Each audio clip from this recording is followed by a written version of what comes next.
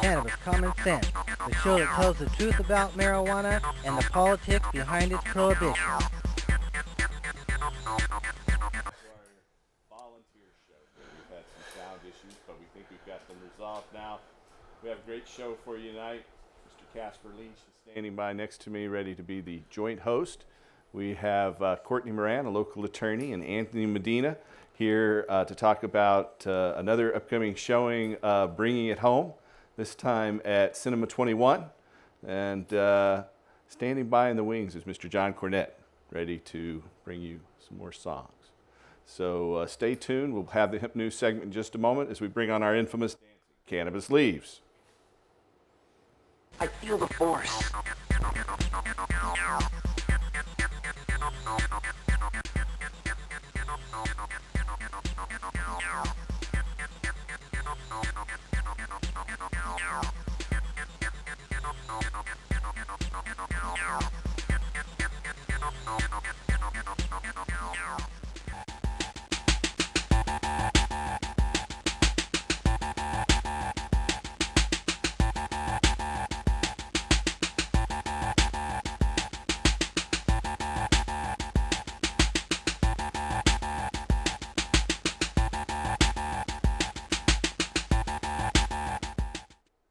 All right. In an exciting development, and for the first time ever, the United States Congress has approved major marijuana law reform in a bipartisan rebuke of the U.S. drug war, Drug Enforcement Administration overreach, and mismanagement by DEA Administrator Michelle Linehart. In a series of historic votes yesterday, the U.S. House voted to prohibit the DEA from undermining state marijuana laws. The House approved a bipartisan measure prohibiting the Drug Enforcement Administration from undermining state medical marijuana laws. The amendment passed with 219 yes votes. An amendment prohibiting the DEA from interfering with state hemp production laws passed with 237 yes votes. An amendment prohibiting the DEA from interfering with state hemp research programs passed with 246 yes votes. Each of these votes represents a major victory for those seeking more sensible marijuana policies. Taken together, they represent an unprecedented change in course for the war on drugs. For years, state after state has reformed their drug laws. Now there's a bipartisan consensus in Congress in favor of letting states set their own marijuana policies. The medical marijuana amendment was offered by 6 Republicans and 6 Democrats. Representatives Rohrabacher, a Republican from California, Farr, a Democrat from California, our own Earl Blumenauer, from here in Portland, Oregon, McClintock, a Republican from California, Representative Cohen from Tennessee, Braun from Georgia, Paulus from Colorado, Stockman from Texas, Lee from California, Amish from Michigan, and Titus from Nevada. A recent Pew Research Center survey found that nearly 3 in 4 Americans, or 72%, believe that efforts to enforce marijuana laws cost more than they're worth, including 78% of independents, 71% of Democrats, and 67% of Republicans.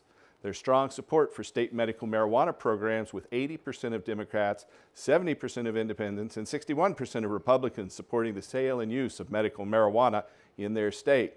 22 states and the District of Columbia have laws that legalize and regulate marijuana for medicinal purposes. The 10 states have laws on their books or are about to be signed into law by their governors regulating CBD oils, a non-psychotropic component of medical marijuana, which some patients are utilizing to treat their children's seizures. The bipartisan amendment prohibiting the DEA from blocking domestic hemp production was offered by Representative Bonamici from here in Oregon and Representative Massey, a Republican from Kentucky. The bipartisan amendment prohibiting the DEA from undermining state research programs was offered by our own Earl Blumenauer, Gerald Paulus from Colorado, and Representative Massey of Kentucky. Hemp's not illegal to grow in the United States under federal law, though hemp products can be produced and sold in the U.S. Some states have made its cultivation legal, but these states, North Dakota, Maine, Hawaii, Maryland, Oregon, California, Montana, West Virginia, and Vermont, have not yet begun to grow it because of resistance from the Drug Enforcement Administration. A few months ago, Congress legalized the production of hemp for research purposes in states that want to allow it, But when Kentucky recently tried to import hemp seeds to begin production, the DEA seized the seeds.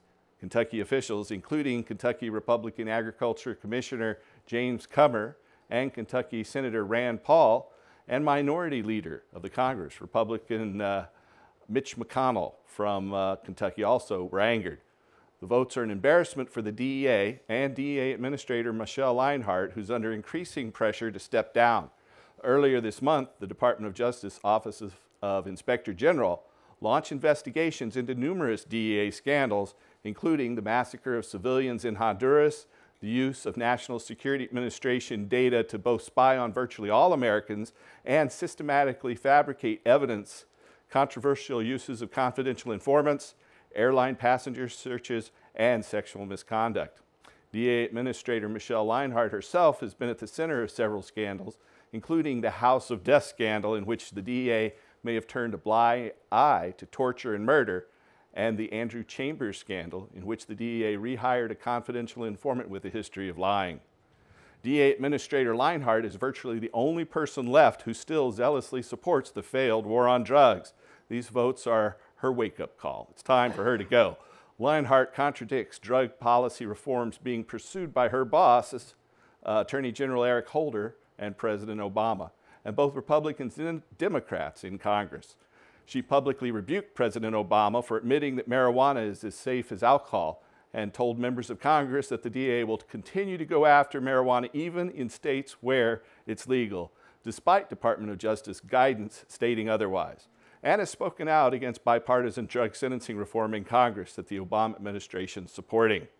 Attorney General Eric Holder recently scolded her. Criminal justice reformers have said Linehardt lacks the ability to lead and should resign. Activists are using a Twitter hashtag, Fire Linehardt. Linehardt's also actively obstructed scientific research, most notably blocking the FDA drug development process for marijuana by refusing to license potential producers of federally approved research-grade cannabis, such as Dr. Lyle Cracker of the University of Massachusetts at Amherst, who first applied to the DEA in 2001 to produce marijuana for FDA-approved research. The DEA's administrative law judge held extensive hearings on the issue and ruled that the DEA should end the federal government's monopoly on research-grade marijuana by granting Dr. Cracker a Schedule I license, but Linehardt unilaterally blocked it. She's also blocked efforts to move marijuana from Schedule I, the same classification as heroin, to a lower schedule that would allow medical use. Representative Stephen Cohen, who we'll have a film clip on here a little bit later in the show, speaking in Congress, and other members of Congress have called on Linehardt to resign. Representative Jared Paulus of Boulder, Colorado, said in his dealings with Linehardt he has found, quote, found her to be completely incompetent and unknowledgeable, end quote. And in a bizarre debate with members of Congress, Linehardt repeatedly refused to acknowledge that marijuana is safer than cocaine and heroin. Across the river in Washington State, in a refreshing turn of events, parolees in Washington State will now be allowed to smoke marijuana starting June 1st, according to the Washington Department of Corrections. The new policy will permit the state's 14,000 parolees to use cannabis like other adults in the state under Initiative 502, the legalization measure approved by voters in 2012. Interestingly, the Department of Corrections didn't change its policy until recreational marijuana was legalized by state voters. Medical marijuana patients of parolees on parole have for years been denied their medicine in Washington State despite their demonstrated medical need for it. The Department of Corrections noted that Washington State judges will still be able to prohibit marijuana used by parolees on a case-by-case basis, and the DOC officials said they will continue to wield that authority as well. The state also plans to study the effect of allowing parolees to use cannabis, according to the Department of Corrections there. In a very smart move for the Colorado Symphony, the struggling musical unit decided the new era of legal marijuana could increase support for the arts. Last Friday at a fundraiser, the first of 3 such planned events, people were free to bring their own cannabis and to use it. The symphony is billing the events as classically cannabis, but the buzz was almost killed by Denver city officials before the first one could be held. The city sent a letter urging the symphony to cancel, claiming that selling tickets to anyone was allowing people to use marijuana in public, which is still illegal under Colorado's Amendment 64. the legalization law approved by voters a year and a half ago. So the symphony made access to the event by invitation only, and the city grudgingly gave the go-ahead. At $100 per person and extra donations from marijuana business patrons, the symphony raised $50,000 in Friday night alone. O.B. Aris, the director of development for Colorado Symphony, said, quote, "At least people are speaking about the symphony and creating awareness for our orchestra. We've heard from people and we absolutely respect and acknowledge everyone's opinions," end quote. That's the end of our hemp news segment tonight. Mr. John Cornett has some tunes about peace, love, and understanding. Always, Paul. This one's just for you, sir. All right.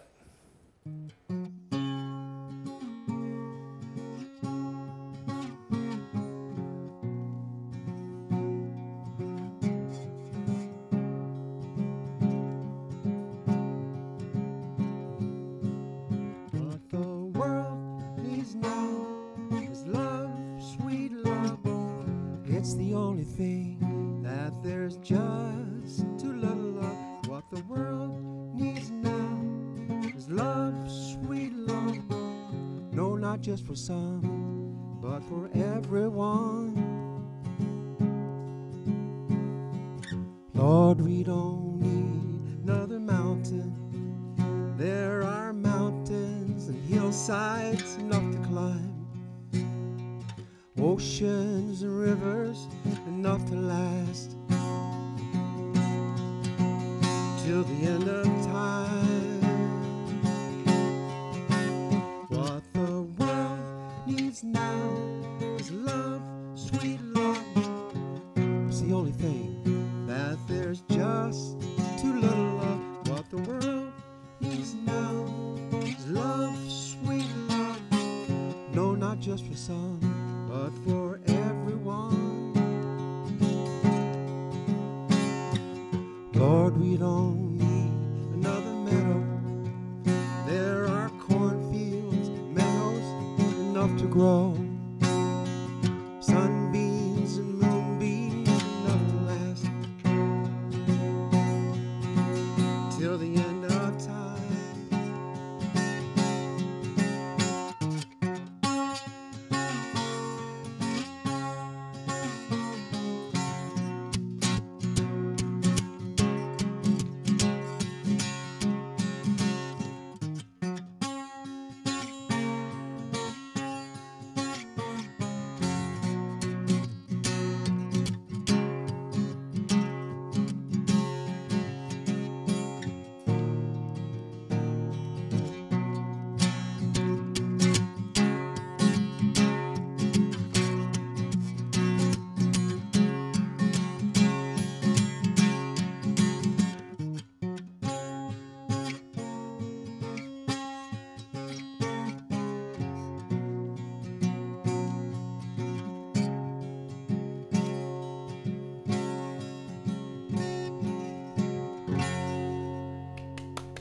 All right. A Thanks, little John. edition of an old song there. I appreciate Thank that. you, brother. And welcome back to our show. I'd like to welcome Courtney. Welcome, Courtney. Hi, thank you. Nice to see you. Welcome, Hello. Casper, and welcome over there, Gentlemen, Anthony. Courtney. You've got your shirt on about your organization. You want to tell our viewers about that? Sure, yeah. Well, Hemp Air is just a company I have, hempair.com. But I'm really here to talk about Hemp History Week, the 5th annual Hemp History Week, which begins this Monday, June 2nd, and runs through Sunday, June 8th. Courtney and I are co-hosting an event called Hemp Story, which is June 8th. And I'm also hosting a separate event on June 6th, Friday, June 6th, called Art is Activism at my new art gallery called the Heart Gallery in Beaverton. On Facebook, the Heart Gallery OR. So our viewers who might not know or recall, Hemp History Week is a national event where locally produced events are meant to educate people about hemp fuel, fiber, and food. For instance, many of the Whole Food stores and other natural food stores participate with demonstrations in front of their store or inside, and they offer discounts on many different products. I know yesterday there was an event at Hollywood Theaters that was produced by a local group. And so, Courtney, you want to tell our viewers a little bit more about Hemp History Week? Sure. Hemp History Week started 5 years ago, just really to expand everyone's knowledge in the U.S. about what industrial hemp is and what it is not. And this is the 5th annual Industrial Hemp History Week, and it's really important this year specifically because of all of the progress and momentum that has been happening just in the past 4 months. In February, on February 7th, as Paul mentioned earlier, the Agricultural Act of 2014 passed, allowing for industrial hemp research at state departments of agriculture or universities in states that have legalized industrial hemp cultivation. 3 states have also legalized cultivation: Indiana, Nebraska, and Tennessee. And 2 more states have also legalized the cultivation of industrial hemp for research purposes, Hawaii being one of the most recent, up and on April 30th. And I have actually just graduated from Lewis and Clark Law School, and I got a Master's of Law in Environmental Natural Resources Law with an emphasis in industrial hemp law. And I also completed the world's first industrial hemp class last spring, taught by Andrea Herman at Oregon State University. And now that I've completed with all of my education, I just really want to share my love and my knowledge for industrial hemp, but I know that Anthony wants to do the same thing, and that's why we're co-hosting this event next Sunday, June 8th at Cinema 21 in Northwest Portland. And what we're doing at this event is we're going to have some live music to welcome everyone into the theater. We have Sean McLean, Chris Cooch, and Dan Hurley from the local band World's Finest who are playing an acoustic set.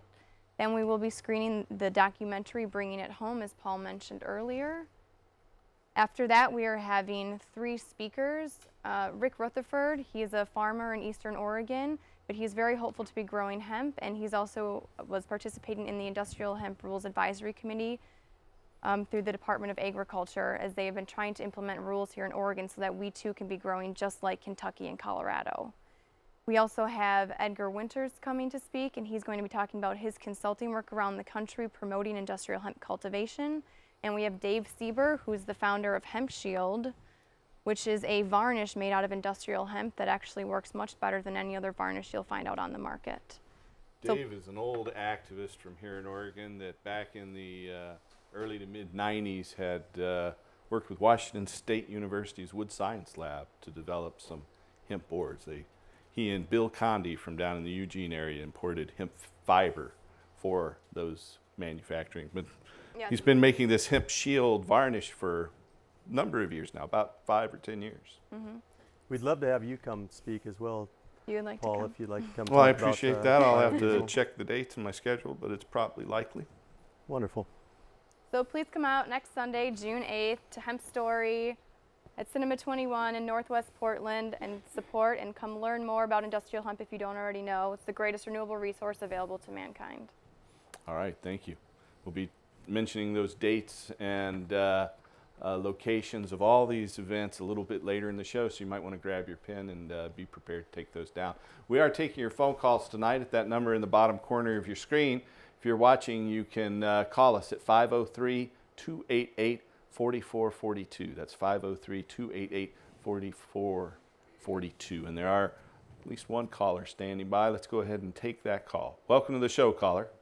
Hi, I have 2 things. One is if either of the measures passes in November, what would happen if Kits Harbor tried to veto it? Well, the governor has no input in the initiative process. So if the people pass an initiative, then it becomes law. Here in Oregon, the legislature is then free to change that law, but then that would have to go through the full legislative process, through committees in both houses, pass both houses. Then it would go to the governor for those changes to be signed into law. However, that's only with a statutory measure. If our constitutional amendment qualifies and passes, the only way to change a constitutional amendment under Oregon's constitution and law is to through another vote of the people. So there's no opportunity for the governor to veto or stop initiatives. Excellent. Overtly. Okay, then the other thing is, I just wanted to speak out a little bit as far as the short-term memory loss. Okay. Aspect of things that people bring up a lot. Because actually, like if you compare it with alcohol, for example. Mm-hmm. Which makes you black out. Talk about memory loss. Yeah. So, and then there's no negative side effects. Any short-term memory loss is in itself short-term. Right. You know what I mean? So Sure. and it's actually more like a higher level of executive functions in the brain, and it's more like constructive and selective. Like that's what helps with PTSD and things like that. Certainly. You know, And yeah, can help get rid of those bad memories. There's no doubt. And it's just like too, like when people get busy and they forget something, you know, and it's like the saying, it wasn't really that important. Certainly. You know, things like that, like people get busy or maybe slightly stressed or something, and so that's really all that is, all that amounts to. It's not like somebody's going to come away with this, you know. I think you're right. There are a number of misconceptions about that. I think once we remove the barriers of cannabis prohibition, then the truth will start to come out in a much clearer way. But I appreciate your insight. Thanks for calling. Okay, thank you. Okay, bye. Bye-bye. You have a question or comment about ending adult marijuana prohibition, restoring industrial hemp, or helping medical marijuana patients, feel free to give us a call. We don't always have an attorney on, so thanks for coming on. Courtney, congratulations for making it through those courses. And if you want to call and ask any of us a question, call us tonight at 503-288-4442. That's 503-288-4442. So how's your week, Casper? Fantastic. It has just been busy, and we've got all kinds of interesting new programming done this past week. On your radio network. Casper radio here network. has his own And internet radio network with over 20 hosts, including Andrea Herman, who Courtney had mentioned just a moment ago. And we're starting a new program. We found 2 hosts through Andrea that are able to speak and deliver a program in Japanese. All right. So we'll be starting that at the end of the month. And we're starting, Doug McVeigh is starting a program next week, every Tuesday and Thursday.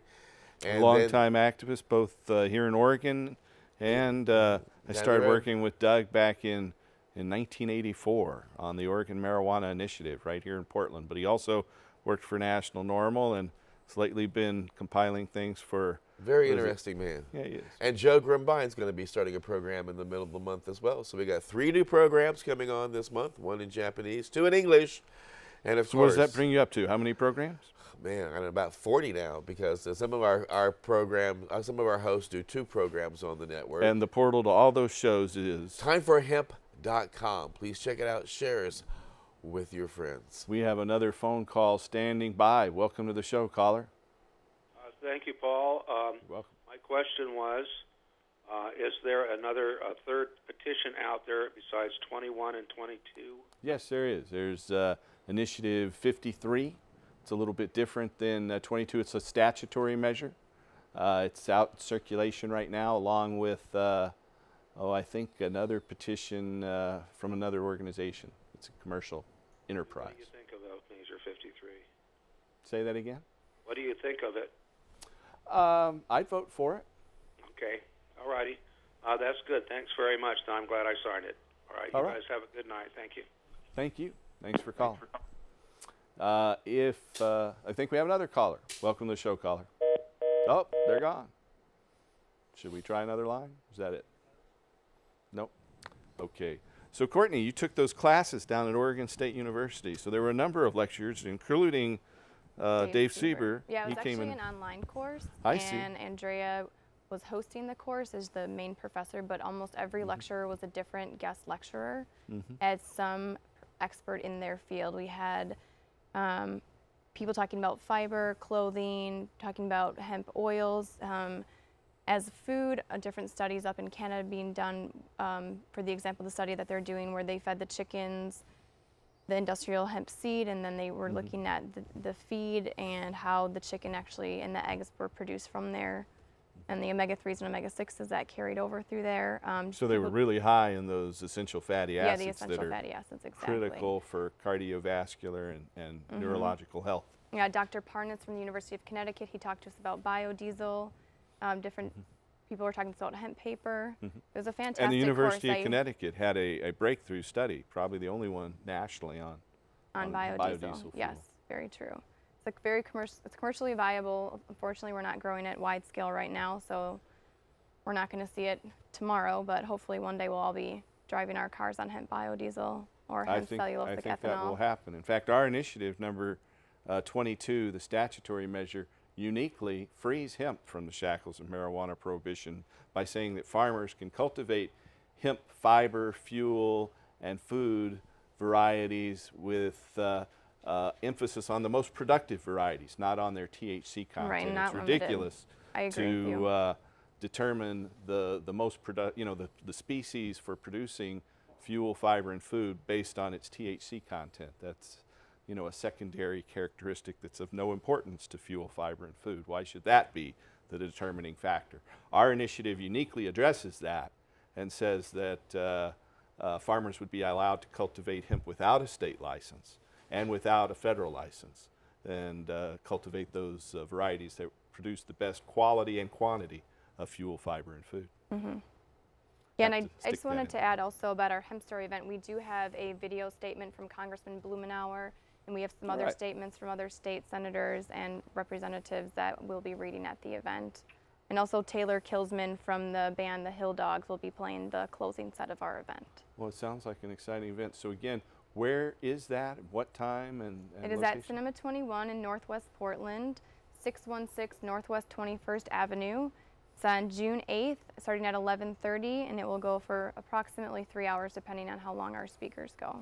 Well, you mentioned... And it's a free event, so please come out, bring your family, bring your children, bring everyone you know, because this is really truly the greatest renewable resource available to mankind. And it's really unfortunate that our government is preventing our farmers from participating in the market that 39 other industrialized nations are participating in. This is a huge agricultural issue for our country, and we cannot allow our farmers to be pushed away from this market. I mean, all we've heard about for the past 6 years is jobs, jobs, jobs. Well, if we finally allow our farmers to start cultivating hemp, this is going to create jobs throughout our whole country. All right, that's a very good point. And so I really believe that when we legalize hemp without regard to its THC content, then it's going to dwarf the drug market by far and take a large part of the petrochemical market and the fiber market. We won't have to deforest the planet for building materials and paper anymore because hemp can replace all that. But we have a little film clip from the United States Congress featuring Representative Cohen from Tennessee. I think that's ready to roll. So we'll be back in just a moment. Speaker, as we near the midnight hour, as Wilson Pickett would say, in the midnight hour, we drift off to reefer madness type of logic. We saw reefer madness in the 30s, and it's come back to Congress here 80 some odd years later.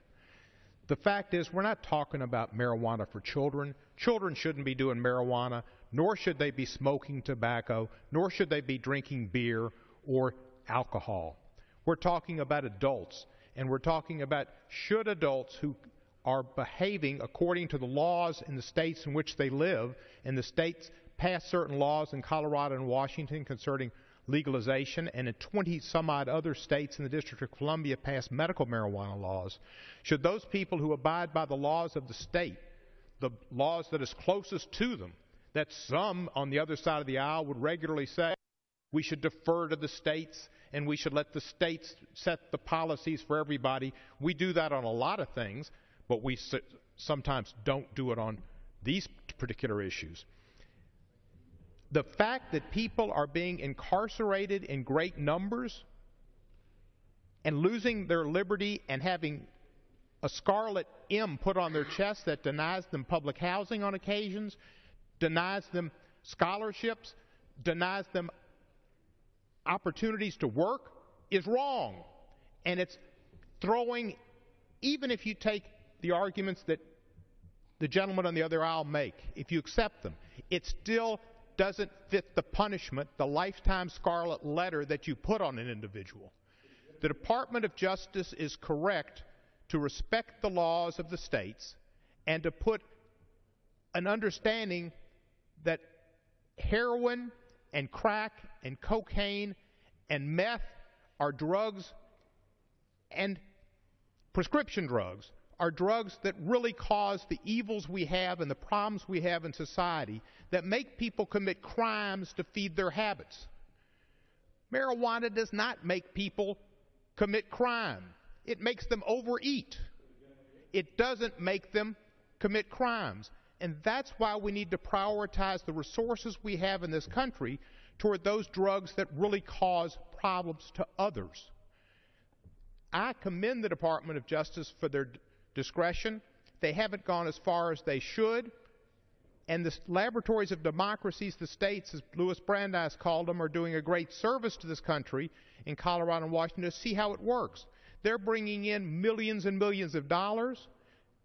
Violent crime has gone down in Colorado. There have not been the problems alleged to have occurred in others, and we can wait and see how those states' experiments go.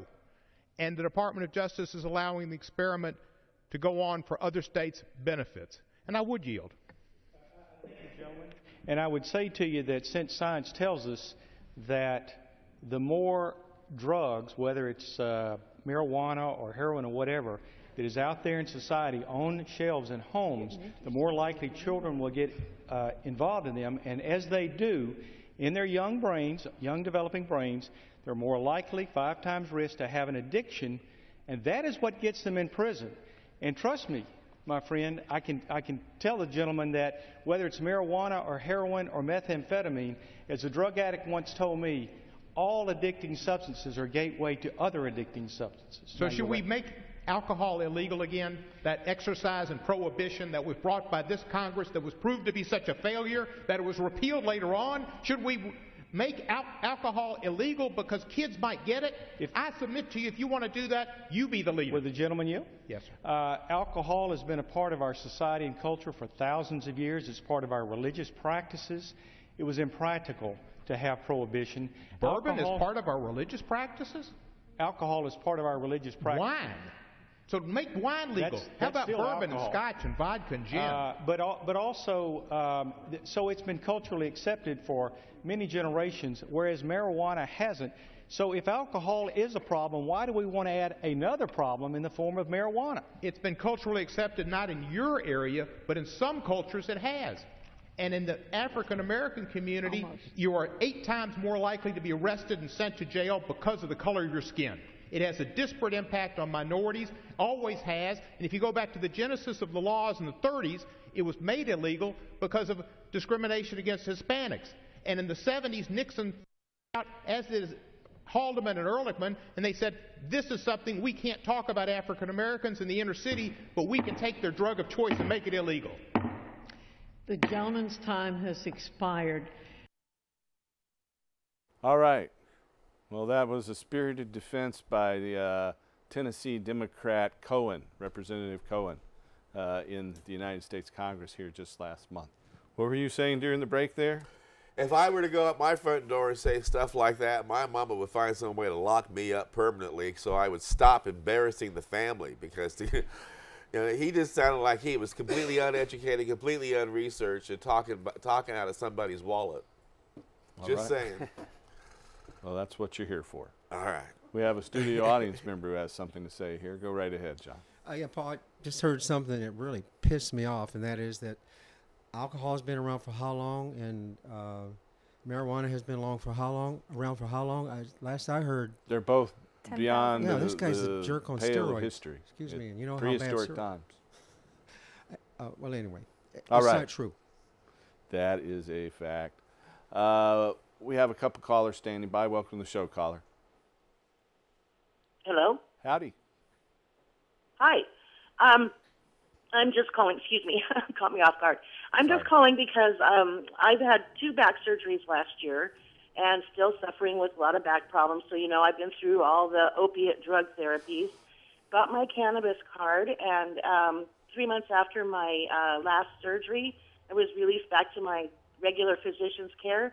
And he decided that I was no longer going to be. I was given a choice: my cannabis or the opiate drugs for pain. I think that's outrageous, and I mean, how? It's all about trying to get people to live more comfortably and happy, and you know, how can that be legal? How can, if it's legal medically through a card, how can the doctor withhold it? You know, It's out of ignorance. He doesn't realize that cannabis enhances those other narcotics and increases their analgesic or pain relieving qualities. And so he just isn't educated, and he's acting out of fear of a non-existent regulatory body, that the Oregon Medical Board is somehow going to censure him, and so he's afraid of that. And so by removing the, as I often say, the shackles of marijuana prohibition from science and from doctors, by ending marijuana prohibition, we can really get to the real science about this. So if it becomes legal all the way around, then they probably wouldn't be doing that? Yeah, you know, one of the stories we had at the top of the hour was how Washington's Department of Corrections is now having parolees out of prison legally able to use marijuana, even though many of their people oppose that. As the laws change and it becomes legal, that will change these sorts of ignorant policies. So that's why we urge people to get involved in those petition drives. We have 2 initiatives in circulation right now. Initiative 21, a constitutional amendment, the Oregon Cannabis Amendment, and Initiative 22, the Oregon Cannabis Tax Act, a statutory measure to end marijuana prohibition, regulate it, and legalize industrial hemp. We have these newspapers out there that have the petitions inserted. We'd be happy to mail them to you. We'd be happy to have you come into our office at 2712 Northeast Sandy Boulevard to pick these up, our drop-off signatures. You can also go online and print the signature sheets on a single signature sheet and then either mail it or get it back to our office. So give us a call at 503-235-4606 to get involved in our Oregon campaign to end adult marijuana prohibition and restore hemp. So there. Okay. All right. Thanks. Well, thank you very much. My boyfriend works there. He's actually doing some of the graphics, I think, for you. So well, great. He'll bring something. Yeah, we got a paper right here. Good, good. All right. Thank you very much, and I appreciate all your guys' effort. Thank you. Thank you. I think we have another caller. Welcome, caller. Hello. Howdy. Hi. I got a couple questions. Okay. How long, when you first start budding, how long before you can harvest? How long does it normally take? At the very quickest, certain varieties might be ready in 6 weeks. Most of them around here take 7, 8, or 9 weeks. I usually just do it for exactly 2 months. It's easy to remember, and so I recommend a 2-month cycle. You know, the cannabinoid profile, the medicinal qualities change depending on when it's harvested. The variety of cannabinoids available are constantly changing in that model. We also recommend that you harvest in the middle of the night cycle. The resin glands swell up at night and shrink in the day, so it's best to harvest in the middle of the night cycle. And so, but I recommend 2 full months. Okay, yeah, because some people have been telling me, wait for about 40% of the red hair to come out of the bud. That's another way to look at it. That's true. And then your period will vary depending on the varieties that you're cultivating. Okay, and the other question is, a friend of mine, he's a felon, and people were telling him that he couldn't vote or anything like that. That's not true. In the state of Oregon, you can vote as long as you're not locked up. You can legally register and vote and sign petitions once you're registered to vote. Up in Washington State, once you're off parole, you're eligible to vote. It changes depending on the jurisdiction you're in, but where we're at here in Oregon, anyone who's not in jail, who's over 21 and a U.S. citizen can vote.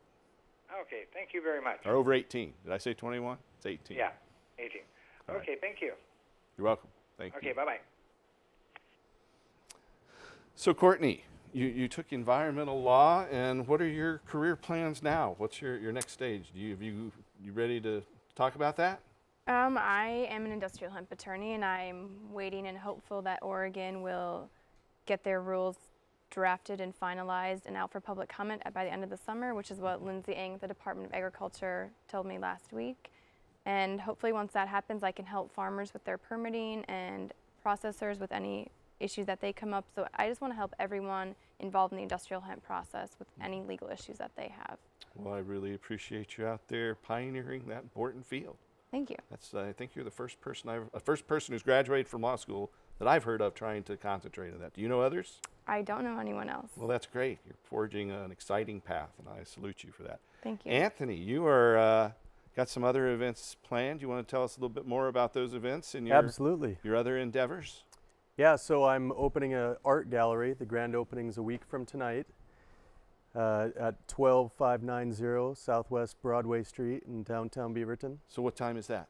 It's going to start at 5 p.m. and go until probably 11 o'clock at night. Going to have live artists painting live in the gallery and around the surrounding area, as well as caricature artists doing free caricatures. And we're going to have tons of free samples of hemp seed and protein powder, and I'm going to be making hemp smoothies there with these two products, and also have the Himalaya. So what's that address? 12590 Southwest Broadway Street in downtown Beaverton at the corner of Broadway and Watson. Say that one more time for our viewers to get that again. 12590 Southwest Broadway Street, Beaverton, Oregon, 97005. Okay. We will not be live next week, though we'd like to be at Anthony's grand opening. I'll be alive. You'll be live. We're not going to be live on TV. We will have you were worried. It was a diagnosis. I don't know. But we have a family event. My youngest son is graduating from high school, so I'm not going to be doing a live television show. But we will have a pre-recorded show running in this time slot next week. So... and don't forget to give that message out to the members of the DEA there in Washington, D.C. Now that the war on drugs is coming to an end, you're looking for work.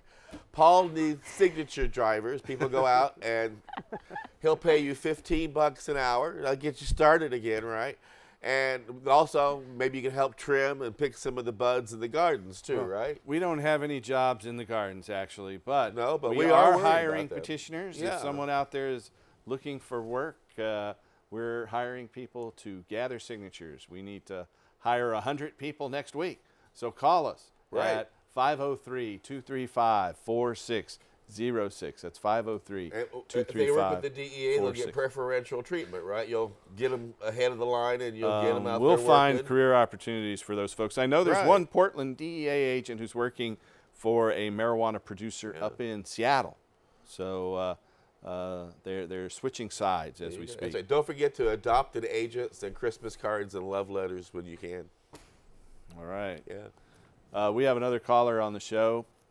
Hey, the Hempstock Festival. We're moving forward. We've got our permit in process, so we'll be having our Portland Hempstock Festival back at. We've moved out of Kelly Point Park. We're going to be in downtown Portland at the Tom McCall Waterfront Park on September 27th and 28th. We have confirmed John Trudell and Bad Dog, Lost Marijuana, some of our old favorite bands, and we have some new exciting acts that we intend to announce in the coming weeks. So just go to hempstock.org. That's HEMPSTALK.org for more information about that.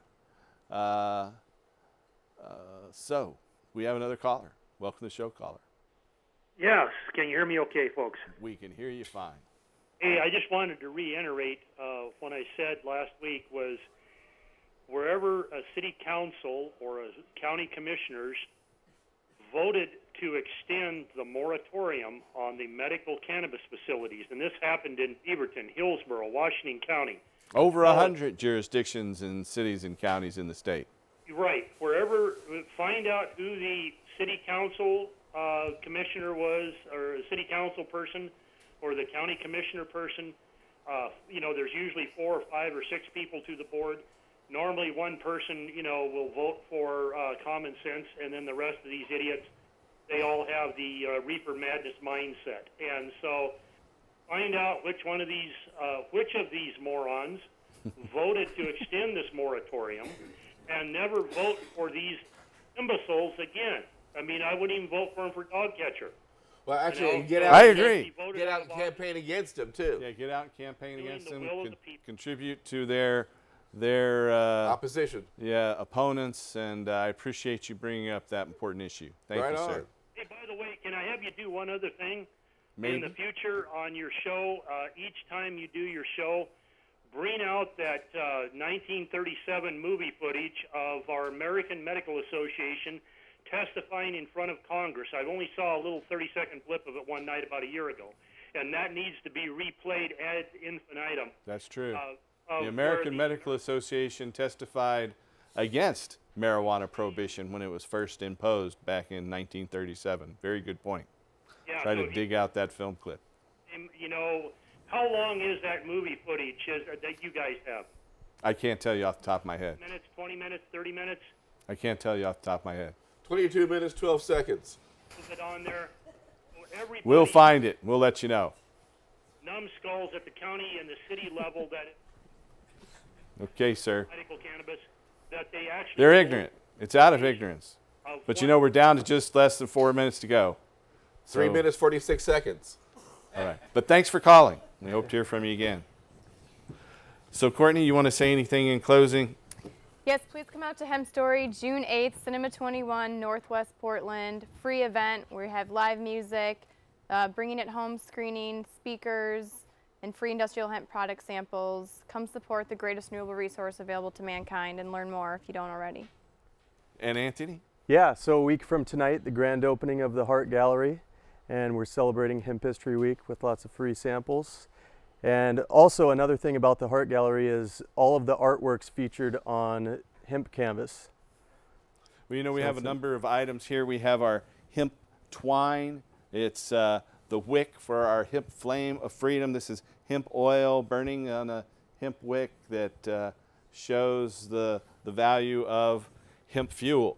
We have a couple of different hemp energy drinks there, manufactured hemp seeds. Back here is the Merry Hempsters hemp lip balm. That's produced by a longtime activist in Eugene. Jerry Shapiro. Jerry Shapiro, exactly, thanks. And another Eugene activist, Dave Sieber, produces Hemp Shield.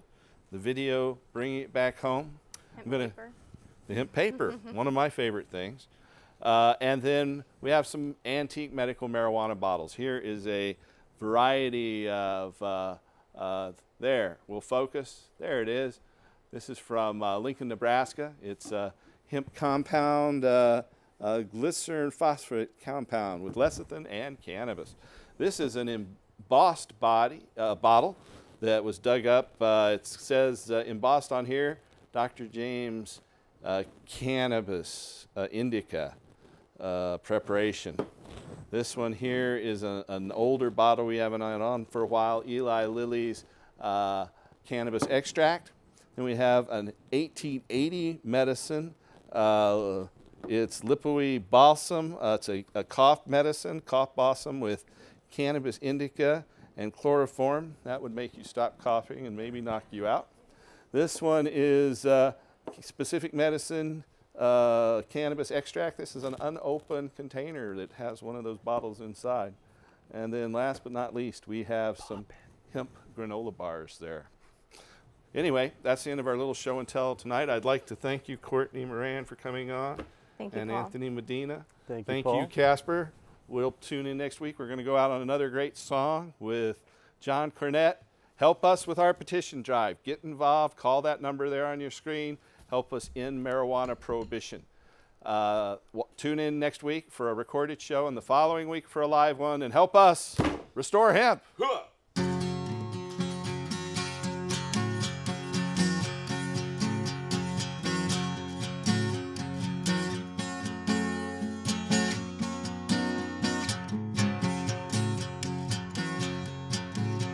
There's a train coming, and it's already on the track. People changing, and for some there's no turning back. Cannabis is more than just a weed. Cannabis is the tree of life to me.